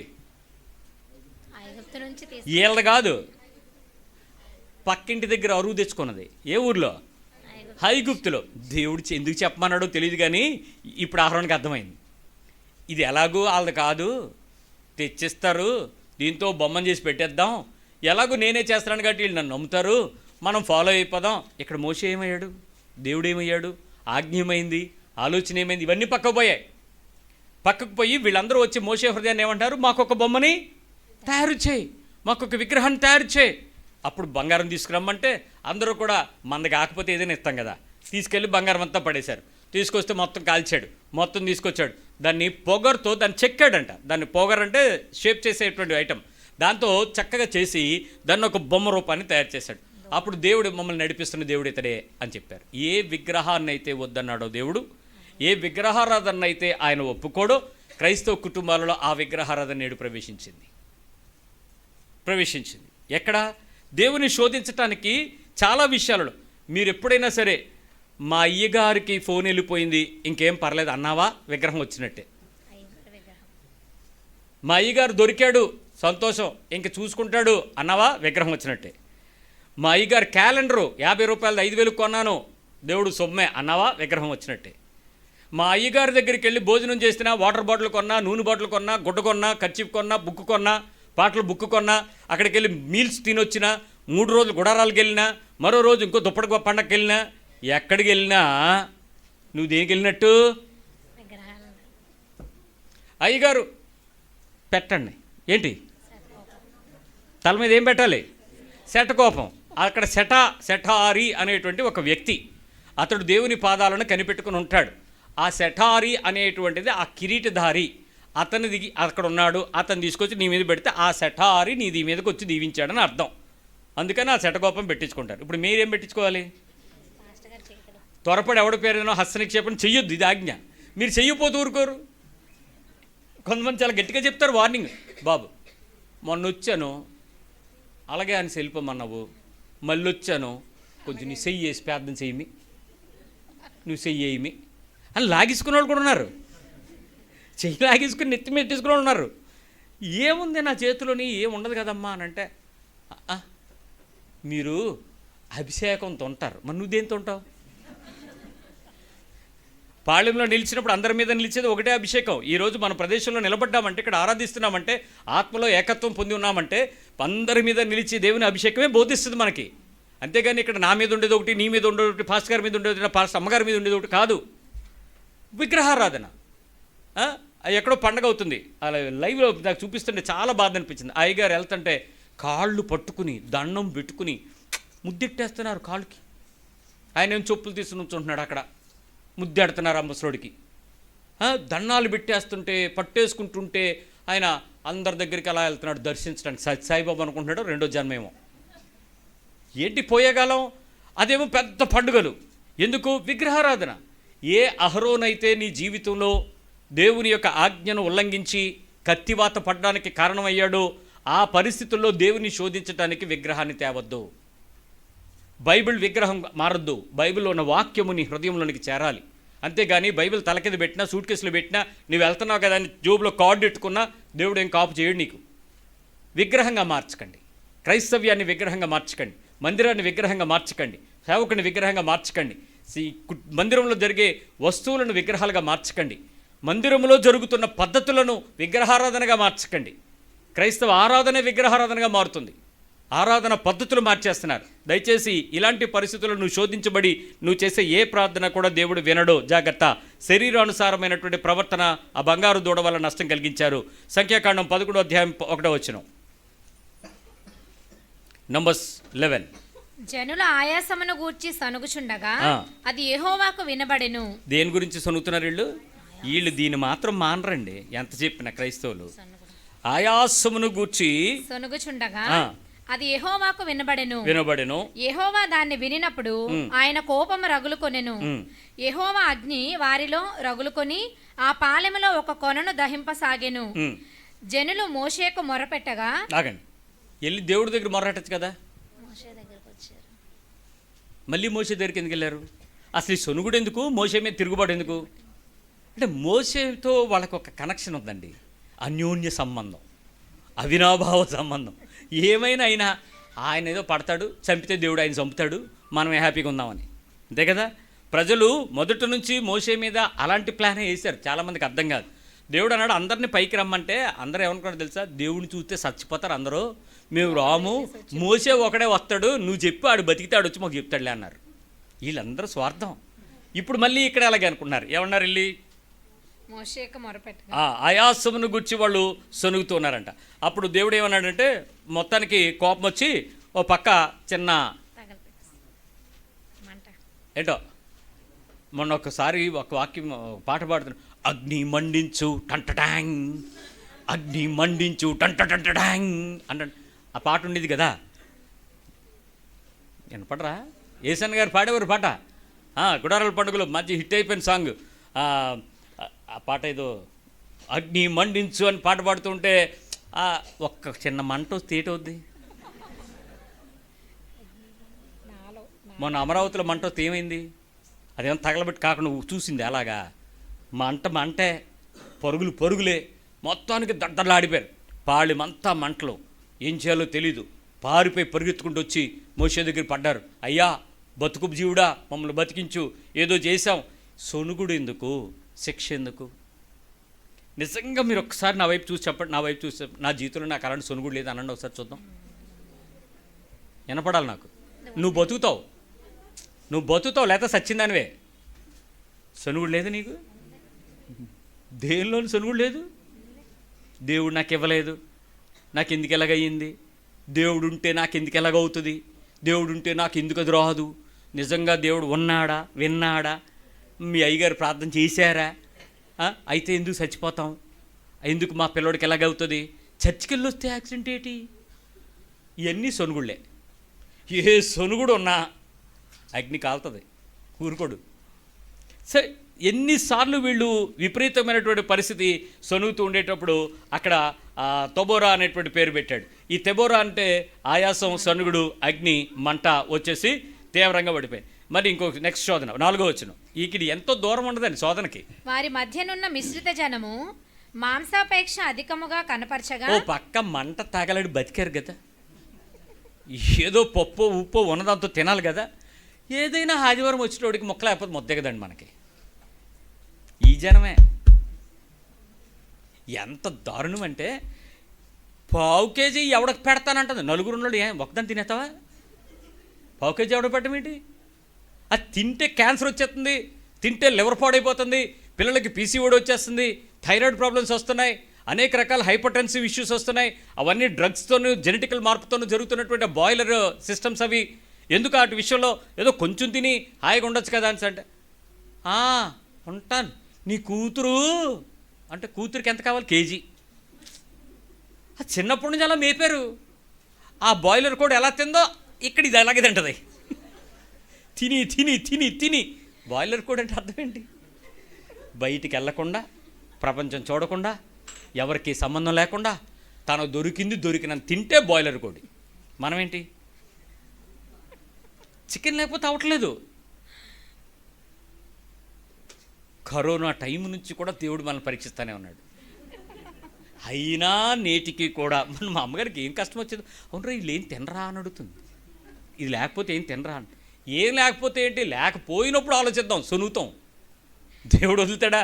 ఎక్కడో చోట పూరీలు తెచ్చిపెట్టినట్టు తింటారు అంతే, శోధిస్తారు. ఈ తిండి మాంసాపేక్ష, విపరీతమైనటువంటి మాంసాపేక్ష. ఆ రోజుల్లో ఇవన్నీ వీళ్ళందరూ హతమైపోయిన రోజులే కదా, అవునా కదా? సేమ్ సిచ్యువేషన్ ఇప్పుడు వస్తుందంటే నెక్స్ట్ మనం ఏమవుతామని అర్థం, హిస్టరీ రిపీట్ అవుతుందని అర్థం. సో మనం కూడా విపరీతంగా అది లేకపోతే అవ్వదు అంటే తల్లులందరూ నా వైపు చూసి కృతజ్ఞతలు చెప్పకండి. మీ పిల్లలకి అన్నయ్య చెప్పాడు అనకండి. ఆడికి అనవసరం. ఇన్ని రోజులు మేపావు, తప్పు నీది. పందింగోడిని మేపినట్టు ఆ కోడి మాంసం పెట్టి మేపితే ఇప్పుడు ఆడు తినద్దంటే వదులుకుంటాడా? పప్పు ఆవకాయ అంటే ఓ పూటకు ఊపి పడతాడు, రెండో పూట ఏంటి ఏటిది అని అడుగుతుంది. మళ్ళీ ఏం చెప్పాలి అంటావు కాదు కానీ పోన్లేవే తెప్పించేవే. నువ్వు రాజీ పడే. మాంసాపేక్ష మామూలుగా ఉండదండి. అందులో ఎలా పుట్టింది కాదు, మిశ్రిత జనం. మిశ్రిత జనం అంటే ఏంటంటే ఆ ఎదురింటి బిర్యానీ స్మెల్లో, కిందంటి చేపల వేపుడు, ఇక్కడ నీ కడుపులో దేవుడు. ఇది ఆపేక్ష. ఆ వాసన వస్తుంటే నీకు పప్పు బెండకాయ ఏమి ఎక్కుతాయి? మనసంతా ఎక్కడ ఉంటుంది? నీకు చెప్పనా, వాళ్ళు ఏదో తినేస్తున్నారన్న దుఃఖం, నువ్వు తినలేకపోతున్నావని ఆక్రోశం, వండలేదని అమ్మ మీద కోపం, ఆ పరిస్థితి అంతా కలగలిపి దేవుడు చీ అక్కడికి వెళ్ళిపోద్ది. ఒక్క పూట, ఒక్కరోజు దేవుని పక్షంగా ఉపవాసం ఉండడం అలవాటు చేయండి. With all the family members including kids. Teach them to be fast. రాబోతున్న రోజులన్నీ కష్టకాలాలే. నువ్వు అనుకున్నట్టు నీకేం దొరకదు. రోజులు వచ్చేసాయి. యుద్ధ వాతావరణం ఎప్పుడైతే వచ్చిందో సమాజాన్ని సిద్ధపరిచేస్తున్నాడు దేవుడు, రెడీ అవ్వండి అని. కాబట్టి ఖచ్చితంగా వారంలో ఒకరోజు, ఆదివారం పోనే ప్రయాణం కాబట్టి అలసిపోతారు కాబట్టి తినండి. అదే చర్చికి రావడానికి కష్టపడాలి కదా, అందుకని తినండి. ఉత్త రోజుల్లో ఏదో ఒక రోజు డిక్లేర్ చేసుకోండి. ఈరోజు మనం ఒకరోజు డిజిటల్ హాలిడే అంటే ఏ గ్యాడ్జెట్ని ఆ రోజులో 12 గంటల పాటు ముట్టుకోను. రాత్రి కాదు, పగలు. రాత్రి ఎలాగో రెస్ట్ ఇస్తారు, పగలు డిజిటల్ గ్యాడ్జెట్ ఏది కూడా ఎమర్జెన్సీ ఫోన్ వస్తే అటెండ్ చేస్తాను తప్ప దానిలో కెలకను. Digital holiday. ఒకరోజు TV holiday, no internet, no TV, ఏది ముట్టుకోవడానికి వీల్లేదు. దాన్ని నేను చూడను, ఏ వార్తలు కూడా విన్నాం. వచ్చినవి వినబడతాయి, అంతేగాని దాన్ని కెలుక్కుని వెళ్ళి టీవీ దగ్గర కూర్చోవటం, ఛానళ్ళు మార్చడం, సినిమాలు చూడడం, నో. Digital holiday. మూడో రోజు మౌత్ హాలిడే. మౌత్ హాలిడే, ఎవరితోని ఇష్టం వచ్చినప్పుడు వాగనం. ఈరోజు నాకు మౌన వ్రతం. మౌనంగా ఉంటాను, విజ్ఞాపన చేస్తాను. మౌనంగా ఉంటాను, ప్రార్థన చేస్తాను. మౌనంగా ఉంటాను, కృతజ్ఞతలు చెల్లి. I will be silent day. ఆ రోజు ఎవరైనా ఫోన్ చేశారనుకోండి, ఎత్తాల్సి వచ్చిందనుకోండి, ఏమ్మా బాగున్నావా, ఉన్నాను, విషయం ఏమైనా ఉందా, అయిపోయింది. అది కాదు, ఇంకేం లేదు, ఇంకేం లేదా, లేదు.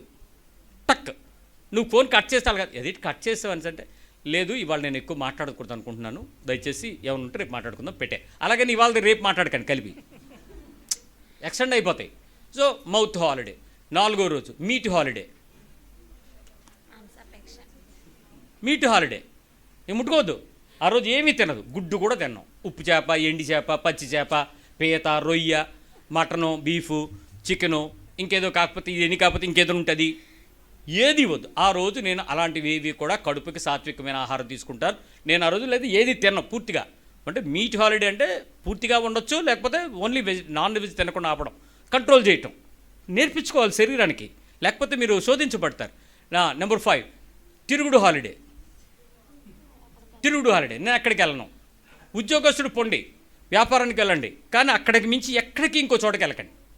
మనం అప్పుడప్పుడు వదిని ఎలాగొన్నాం వెళ్తాం కదా, వెళ్ళాం. అనయా వద్దు, బావా అసలు వెళ్ళకో, ఆ జోలికి వెళ్ళను, ఎక్కడికి వెళ్ళను. ఆ రోజు నా మనీ హాలిడే, డబ్బు ఖర్చు పెట్టను. ఇవ్వకూడదని అంటారు చూసారా, ఎందుకు అనుకున్నారు ఇవన్నీ? అందుకే మనం కూడా నేర్చుకోవాలి. మనకు అన్ని రోజులు ఇవ్వచ్చు, కంగారు లేదు. కాకపోతే ఆ రోజు నువ్వు ఖర్చు పెట్టవు, వెళ్ళి పోకోడి తినాలనిపిస్తుంది అనిపించినా మూసుకొని ఉంటుంది. ఆ రోజు డబ్బు ఇవ్వకూడదు, కంట్రోల్. ఇలా నీ శరీరాన్ని దేవుని పక్షంగా సిద్ధపరచడం నేర్చుకోండి. Fix the day. నువ్వు ఎక్కడ ఏది శోధించబడుతున్నావో గుర్తుంచుకో. ఆ శోధనను నువ్వు నేను దేవుని పక్షంగా జయించాలనుకుంటున్నాను ప్రభు, కృపని అడుగు. మేక్ ఎ లాకెట్, కంట్రోల్, అంతే. ఆ రోజు ఆ విషయంలో పూర్తి విజయం పొందుకోగలవు దేవుడు. కానీ ఆ టైం ఏదైతే వదిలిపెడుతున్నావో దాన్ని సద్వినియోగం చేయకపోతే మోసపోతావు. దేవునికి ఉపయోగపడేలాగా మార్చాలి. ధనం కానీ, సమయం కానీ, లేక ఆహారం కానీ, ఇవన్నీ పర్పస్ఫుల్ యూటిలిటీకి తీసుకురండి. అప్పుడు దేవుని జ్ఞానంతో మీరు నింపబడతారు, సహాయం చేయబడతారు. జాగ్రత్త, ఈ ప్రజలు మాంసాపేక్ష కలిగి ప్రజలందరినీ ఎర్రెక్కిచ్చారు. వాళ్ళకేమో ఇంతకు మునుపు తిన్నవి గుర్తు తెప్పించారు. ఆ దుప్పించాక వాళ్ళందరూ మోషే మీదకి వచ్చి సొనిగాడు. మోసే మళ్ళీ సదా ప్రకారం దేవుని దగ్గరికి వెళ్ళాడు. మళ్ళీ దేవుడు మోసే ఏటి మోసే అనలే, విసిగిపోలే. మోసేని చెక్ చేస్తున్నాడు దేవుడు పక్క, ఏంటి ఈ మనుషులతో నువ్వు ఎలా హ్యాండిల్ చేస్తావు చూస్తానని.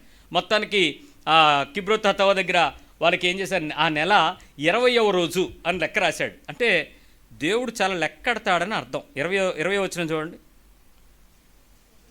ఒక నెల దినముల వరకు అనగా 19 చదువునా, మంచి డిక్లరేషన్ ఉంది అక్కడ. ఒక్క దినము కాదు, ఒక్క రోజు కాదు, 2 దినములు కాదు, 2 రోజులు కాదు, 5 దినములు కాదు, 5 రోజులు కాదు, 10 దినములు కాదు. ఏటమ్మా అన్ని రోజులు చెప్తావు? 20 రోజులు కాదు, 10 రోజులు కాదంట, 20 దినములు కాదు, 20 రోజులు కాదంట, ఒక్క నెల దినముల వరకు అనగా అది మీ నాసికా రంధ్రముల్లో నుండి వచ్చి మీకు అసహ్యము పుట్టు వరకు దాన్ని తిందురు. ఎన్ని రోజులు? ఎందుకు డైరెక్ట్గా నెల రోజులు అనొచ్చు కదా దేవుడు? ఎంత శోధిస్తే అంత దీవెనండి. ఇచ్చి శోధించండి అంటున్నారు కదా ఈ పాస్టర్లు. ఇది కూడా చూపించాలి. ఇలాగ అవుతావు జాగ్రత్త, అలా మమ్మల్ని శోధించకని చెప్పాలి పాస్టర్లకి. ఒకరోజు కాదు, 2 రోజులు కాదు, 5 కాదు, 10 కాదు, 20 కాదు, 30 రోజుల పాటు కుమ్మరించాడు ఫుడ్డు. నాకు తెలిసి వీళ్ళు అన్ని రకాలు ట్రై చేసి ఉంటారు ముస్లిమ్స్ తిన్నట్టు. ఫ్రై, పులుసు, బోన్లెస్, బోన్ ఫుల్లు, ఇంకా చాప్ స్టిక్స్, లాలీపాప్స్ లాగా ఏవో చేసి ఉంటారు. నెల రోజుల తర్వాత అంట కడుపులో కిందకి వెళ్ళట్లేదండి, పైకి వచ్చేస్తాను ముక్కులోంచి. దట్టించి పొద్దున్న మధ్యాహ్నం రాత్రి ఇంక ఉండదేమో అని తింటే ఏమవుద్ది? అసలు ఆ ఫీలింగే చూడితేనే వినలేకపోతున్నాం. తిందురు ఎలయనగా మీరు మీ మధ్యనున్న యెహోవాను నిర్లక్ష్యము చేసి ఆయన సన్నిధిని ఏడ్చి ఐగుప్తులో నుండి ఎందుకు వచ్చితిమి అనుకుంటురి. అబ్బా, ఎందుకు వచ్చా? ఇంతకీ విషయం తెలుసా? ఐగుప్తులో వాళ్ళు తిన్నదేంటో తెలుసా? కీర దోసకాయలు, తెల్లగొడ్లు, అదే ఉల్లిపాయలు, ఇంకేవో కొన్ని ఆకుకూరలు తిన్నారు. ఎక్కడైనా మాంసం తిన్నారు వీళ్ళు ఐగుప్తు నుంచి ఎందుకు వచ్చామన్నారు ఏంటి అంటే ఏంటో తెలుసా? వాళ్ళకి సంవత్సరంలో ఒక్కరోజు ఒక పెట్ట దొరికితే పండగ. ఆ పెట్ట కోసం సంవత్సరం ఎదురు చూసి తిరిగితే తింటే బాగుండేది. వీళ్ళకి రోజల్లా తిండే. వీళ్ళకి ఉద్యోగం లేదు, సద్యోగం లేదు, పని లేదు, పాటు లేదు, వ్యాపారం లేదు. నడిచి వెళ్ళడం, కూర్చుని తినటం, లేకపోతే ఏడవటం, లేకపోతే మొర్ర పెట్టడం. దేవుడిని శోధించారు అని చెప్పాడు ఈ పదం. ఇంకొక పదం ఉంది 14వ అధ్యాయంలో 2వ వచనంలో. కాదేశులు చేసిన పని చూడండి.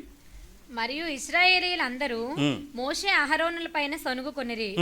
ఆ సర్వ సమాజము అయ్యో ఐగుప్తులో మేమేల చావలేదు. మళ్ళీ మాట్లాడితే అసలు తీసుకొచ్చినందుకు ప్రాబ్లమా, తీసుకొస్తున్నోడితో ప్రాబ్లమా? ఈ రోజుకి మిమ్మల్ని నేను ఇదే ప్రశ్న వేస్తాను.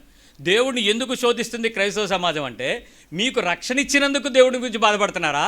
రక్షించిన తర్వాత దేవుడు ఏం చేయట్లేదని ఎడుతున్నారా? మీ పక్కన అడగండి. నీ జీవితంలో అసలు ప్రాబ్లం అంతా ఏంటి?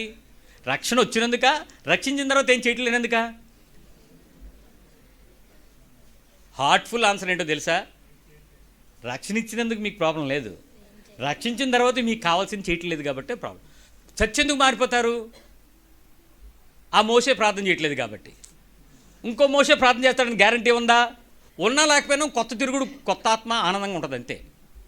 ఇంకో సంఘం, ఇంకో మందిరం, ఇంకో జనం, ఇంకో ప్రదేశం, ఇంకో సహవాసం, ఈ తిరుగుడే తప్ప దేవుళ్ళో కూడా ఏమైనా ఆనందించగలుగుతున్నాడా? లేదు.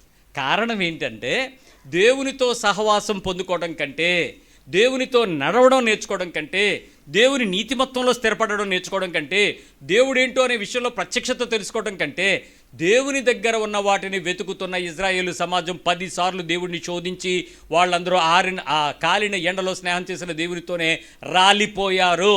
ఈరోజు క్రైస్తవ సమాజం తిరిగి దేవుడిని శోధిస్తుంది. ప్రార్థన అనే నెపంతో, ప్రార్థించుట అనే నెపంతో, ఉపవాస ప్రార్థన, గొలుసు ప్రార్థన, ఇంకేదో పొద్దున ఉదయకాలం ప్రార్థన, మధ్యాహ్నం ప్రార్థన, ఎస్తేరు ప్రార్థన, నెహెమ్యా ప్రార్థన, నీకు నచ్చిన పైట పెట్టేసుకుని, నచ్చిన ప్రార్థనలు పెట్టేసుకుని శోధించబడుతున్న వాటి కొరకే ప్రార్థిస్తున్నారు. నీకు నిజం చెప్పండి, మీరు చేస్తున్న విషయాలన్నీ దేవుడికి ఇవ్వాలని తెలుసా తెలీదా? మీ పరిస్థితుల్లో మీ సమస్యలకి సమాధానం ఇవ్వడానికి ఆయనకు తెలుసా తెలీదా? ఆయన తెలుసు అన్న తర్వాత మళ్ళీ ఆయన దగ్గరికి వచ్చి ఇవ్వలేదని ఏడుస్తున్నావు అంటే ఇజ్రాయెల్ ప్రజలకి నీకు తేడా ఏముంది? 10 మార్లు శోధించి దేవుని దగ్గర స్నేహం పొందుకోవాల్సిన మనుషులు నష్టపోయారు. ఈరోజు చాలామంది నీ జీవితంలో ప్రార్థన అనే అంశం మీదే పోరాటంతో చేసే అనేక ప్రార్థనలు దేవుని దగ్గర నుంచి నిన్ను నన్ను కూడా దూరంగా చేస్తున్నాయి. ఆత్మీయ శోధనలో ఆత్మానుసారంగా ప్రారంభించాలి తప్ప శరీరానుసారం కాదు. ఎప్పుడైతే నువ్వు శరీరానుసారమైనటువంటి ప్రార్థనలలో నీ హృదయం ప్రేరేపించబడుతుందో, శరీర సంబంధమైన విషయాల కొరకు నీ హృదయంలో కోరిక మొదలవుతుందో, శరీర సంబంధమైన విషయాలపై అవసరతలుగా నీకు అనిపిస్తాయో, వాటిపై నువ్వు చేయాల్సినవన్నీ కూడా దేవుణ్ణి శోధించే ప్రార్థనలే. All the flush. మీరు ఏదైనా ఒక విషయం చెప్పండి, శరీర సంబంధమైనది కానిది ఏదైనా ఒకటి అడిగి చూడండి, మీకు సమాధానం రాకపోతే అప్పుడు చెప్పండి.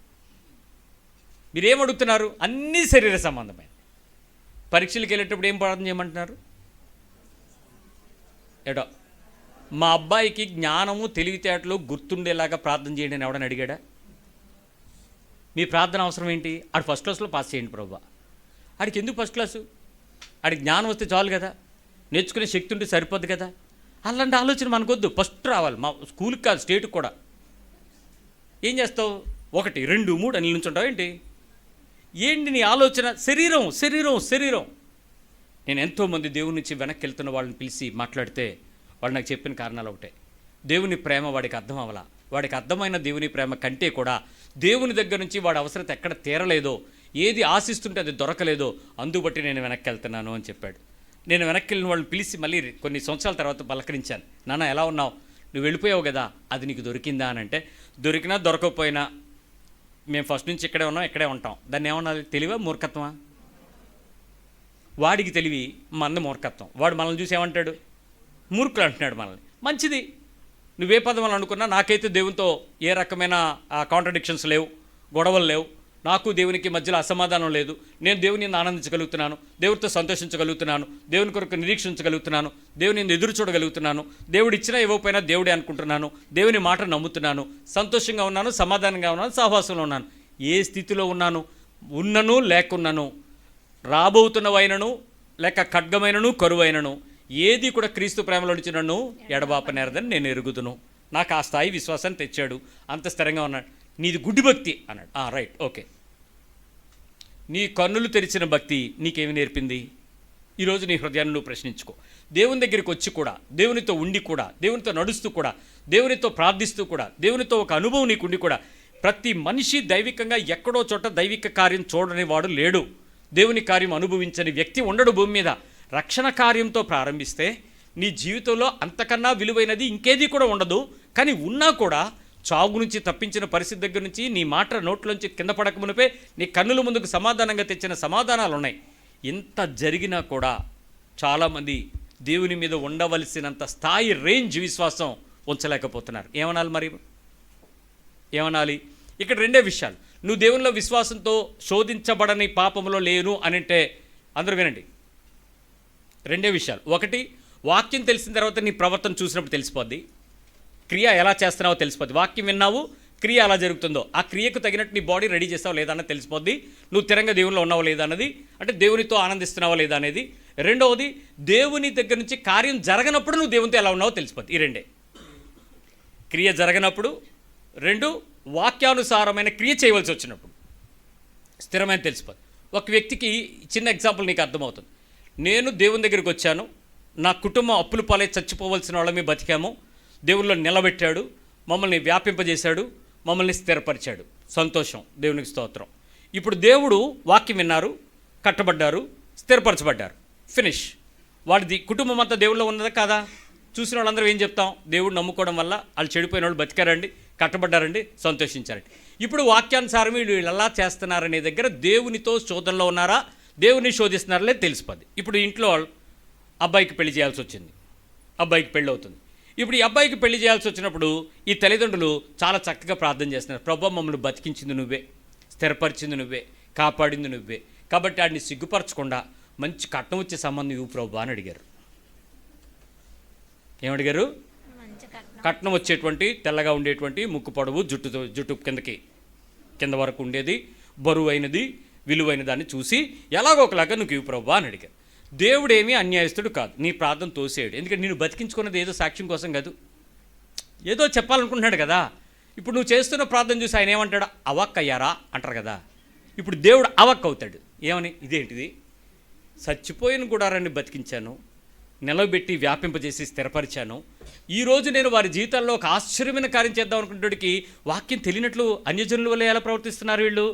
మాంసాపేక్ష కలిగించిన ఇతరుల వల్ల కానీ, శోధించినటువంటి మిస్స వల్ల కానీ, లేక తొబెర వల్ల కానీ, ఏదో ఒక సందర్భంలో వాళ్ళకి దేవుడు ఎరగనట్లుగా వాళ్ళు మాట్లాడుతుంటే ఈ క్రియకు వాళ్ళని దేవుడు ఏమనుకుంటాడో తెలుసా? ఓకే, రైట్, కట్నము, కానుక, బహుమతి, సంబంధము, సంతోషం, నీకు కావాల్సింది ఇస్తాడు. మనశ్శాంతి ఉండదు. ఏం కావాలి? ఏం కావాలి? మనశ్శాంతి ఉండదు. ఏం కావాలి? అన్నీ వచ్చి మనశ్శాంతి లేకపోతే ఏం చేస్తావు? నీకు నిద్ర ఉండదు. నేను భయపెట్టట్లే, చూసిన వాళ్ళని చూసి చెప్తున్నా. రెండో విషయంకి వస్తున్నా. దేవుని వాక్యం వింటున్నారు, స్థిరమైన విశ్వాసంతో ఉన్నారు. ఒక్క కార్యం కూడా వాళ్ళ ఇంట్లో జరగలే. ఒక్క కార్యం కూడా జరగలే. దేవుళ్ళు నమ్మిన దగ్గర నుంచి ఏమనంటే వాళ్ళని, ఏమమ్మా ఏం జరిగింది, దేవుడు ఏం చేశాడు అన్నాడు. ఏం చేయాలండి, నా కోసం మరణం తిరిగి లేచాడు చాలండి అంటుంది ఆవిడ. వాళ్ళు ఆయన్ని అడిగారు అనుకో, ఏంద్రా నాయన నిన్ను చూస్తే నాకే శోధనగా ఉంది, ఏదో ఒకటి దేవుడు కార్యం చేస్తే బాగున్నాను ఎదురు చూస్తున్నాను. అన్నయ్య ఊరుకోండి అన్నయ్య, దేవుడు కావాలంటే చేస్తాడులేండి, ఆయన మనం ఏమడుగుతామన్నయ్య, వద్దన్నయ్య అంటున్నాడు ఆయన. ఊరు నీ మొమ్మటం చల్లకుండా అడగకపోతే రాదని చెప్తుందిరా దేవుడు, అడుగుదాం రా అని సరే ఊరుకోండి అన్నయ్య, ఇంకెవరి గురించి అని మనం ప్రార్థన చేద్దాం, మన గురించి మనం అడుక్కోవద్దులేండి అన్నయ్య, అడుక్కోవద్దులేండి.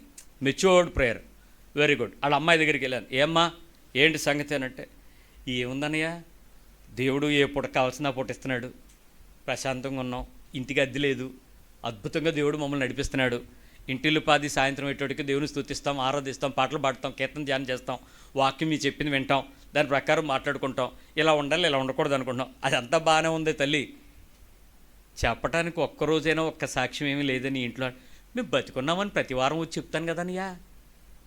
ఈ వారం అంతా దేవుడు మమ్మల్ని పోషించి మమ్మల్ని బ్రతికించి సజీవ లెక్కలో ఉంచినందుకు దేవునికి కృతజ్ఞతలని చెప్పకుండా నేను ఏ రోజు వెళ్ళలేదు కదనియా అంటే, అది బాగానే ఉంది తల్లి, ఏదైనా ఒక కార్యం అనంటే అన్నయ్య ప్రభుతో మేము ఉన్నాం అన్నయ్య, అదే గొప్ప కార్యం అన్నయ్య, ప్రభు లేకుండా ఉండడం కంటే మా జీవితంలో కార్యాలు దేవుందన్నయ్య, మమ్మల్ని ఎలా తీసుకెళ్తే చాలు, ఎలా నడిపించే దేవుడు నాడు చాలన్నయ్య, ప్రశాంతంగా ఉన్నాం అన్నయ్య. ఈ రెండు కుటుంబాలు దేవుల్లో ఉన్నాయా లేదో మీరు చెప్పుకోండి.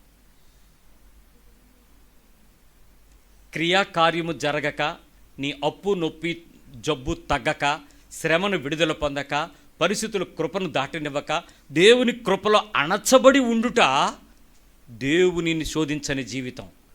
దేవునిలో ఉండి నాకు ఇది లేదు, నాకు అది లేదు, అది కావాలి ఇది కావాలి అంటే వాక్యానికి వ్యతిరేకమైన ప్రవర్తనతో ప్రార్థించి దాన్ని తెచ్చుకోవటానికి ప్రవర్తించడం దేవునిలో ఉండి శోధనలో పాపం చేస్తున్నటువంటి పాపపు జీవితం. ఇది శోధించబడే పాపాలు, వాటిలో మనం చేసే ప్రార్థనలు, వాటికి వీటికి పెద్ద తేడా ఉండదు. కానీ దేవుడు ఏం చేస్తాడో తెలుసా? ఈ కృప యొక్క కఠినత్వం కింద నిలబడిపోయిన కృపలో కప్పబడిన కుటుంబం ఉందే, ఈరోజు శ్రమ అనుభవిస్తారు, వాళ్ళ పిల్లల పిల్లల పిల్లల తరము ఆనందం అంతా వాళ్ళ కళ్ళ ముందు చూస్తారు. వాళ్ళ లైఫ్ టైం పిల్లల వృద్ధిని చూస్తూ ఉంటారు. వాళ్ళ జీవిత కాలము దేవునికి సాక్షులుగా కనబడతారు. జీవగ్రంథంలో వాళ్ళ పేర్లు రాయబడతాయి. ఈ కుటుంబం ముందు చూసావా, శోధించబడతారు. ఎక్కడ వేసిన గొంగలు అక్కడే. ప్రభువా జీతం సాలేదు, ₹1,00,000 జీతం వస్తుంది, సాయంత్రానికి అదే 31వ తారీఖుకి ఏం చేయాలో తెలియదు. డబ్బులు వస్తాయి, గాలికి ఎగిరిపోతాయి, చిల్లు సంచి, కార్డులు గీక్కోవడమే, కుటుంబంలో అందరూ ఉంటారు, అన్నీ ఉంటాయి, అన్నీ లోటే, ఏది తృప్తి ఉండదు. దేవునితో శోధించబడి దేవుని యందు ఆనందం అనుభవించలేని బ్రతుకుల్లో శోధనల మధ్యలో జీవించేటువంటి వాడు బట్టల చెముకుల మీద, తిరుగుతున్న వాహనాల మీద కనపడతాడేమో కానీ క్రీస్తు వారిని మోస్తున్న అనుభవం మీద కనపడడు.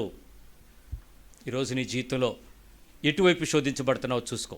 శోధించబడే ప్రార్థనలు దైవికమైన విషయాలు కావని, దేవునిలో లేమని, దేవుని సంబంధమైనవి కావని నీ హృదయం అర్థం చేసుకోకపోతే నువ్వు మోసంలోనే బతుకుతావు. జాగ్రత్త. వచ్చేవారం ఇంకా ఆత్మీయ శోధనల్లో, ఆత్మానుసారమైన పరిస్థితుల్లో ఎలాంటి ప్రార్థనకు సమాధానం వెతకాలో మరి వివరంగా మాట్లాడటానికి ప్రయత్నం చేస్తాను. కానీ దేవునితో మన విశ్వాస జీవితాన్ని మాత్రం మార్పు పొందనివ్వని పరిపూర్ణతలోకి రావడానికి మాత్రం సిద్ధపరచబడాలి.